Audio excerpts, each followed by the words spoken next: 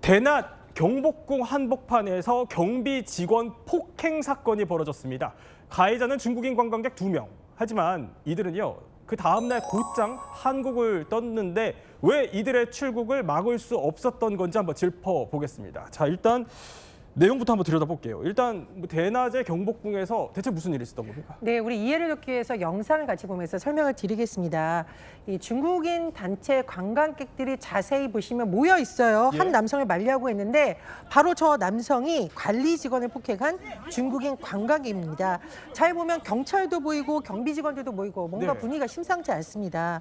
11일 전 경복궁 향원전 인근에서 이런 일이 일어난 건데요. 중국인 관광객들이 문화재 보호용 통제선을 넘어가서 사진을 촬영하니까 네. 관리 직원이 안 된다, 나와라 이런 걸 안내했는데도 오히려 관리 직원을 중국인 관광객이 밀치고 그래요? 주먹으로 가슴을 때리며 폭행하는 겁니다. 예. 문제는요, 이것도 문제지만 폭행 후에 경찰이 출동한 뒤에도 반성하는 것이 아니라 화를 내고 본인을 제지하는 사람들을 뿌리치면서 또 관리 직원에게 다가가는 모습이 포착되기도 했습니다. 아니, 저러고 그냥 중국 갔다는 얘기예요. 근데 김현수 평론가님, 영상 보면 지금 경찰도 보이는 것 같은데 그냥 풀어준 거예요? 아니, 그건 아니고 조사는 있었다고 합니다. 이 폭행당했던 직원이 국가유산청 소속인데 그 신분이 이제 공무원 신분이 아니라 공무직 신분이라고 해요. 그러니까 공무집행 네. 방해 혐의를 적용할 수는 없는 신분이었다는 거죠. 그래서 임의동행 형식으로 파출소로 데려가서 이제 조사를 하기는 했는데 일반 폭행 혐의 네. 요걸로 이제 아마 조사가 이루어졌던 모양입니다. 근데 조사가 끝난 다음에 바로 다음 날 네. 중국으로 출국을 했던 거죠. 그런데 피해 직원이요, 이렇게 얘기를 합니다. 가해자들이 어떻게 그냥 출국할 수 있었는지 이거 사실 납득이 좀 잘 안 된다, 이런 입장인 거거든요.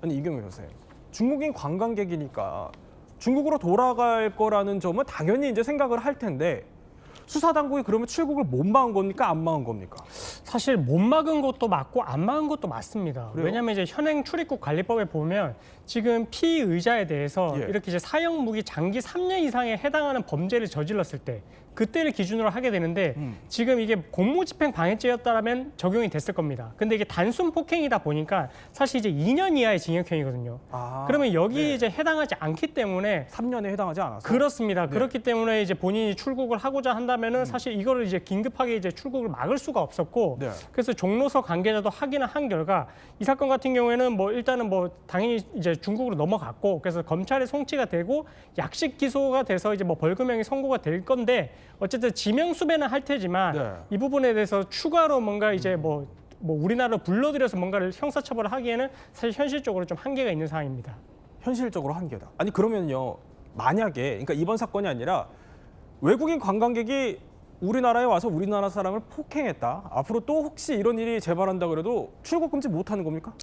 그렇습니다. 현행 법으로는 어렵습니다. 왜 이게 어렵냐면 예. 지금 말씀드린 아까 사형무기 3년 이상의 징역형에 해당하는 범죄, 그다음에 증거를 인멸할 염려, 도망할 염려, 이 세 가지 요건이 있어야 되거든요. 근데 이 세 가지 요건이 뭐랑 또 부합하냐면 긴급체포 요건과 부합합니다. 그러니까 그만큼 네. 우리나라에서 아주 중대한 범죄를 저지른 경우에 한해서 이렇게 이제 출국 금지를 할 수 있기 때문에 사실 단순 폭행만 하고 이제 만약에 또 이렇게 출국을 한다라고 하면 현행법 하에서는 사실은 이걸 막을 수 있는 방법은 없다라고 보시면 아니, 될 것 근데 같습니다. 이렇게 돌아가 버리면요, 그 피해자의 피해 회복은 어떻게 합니까?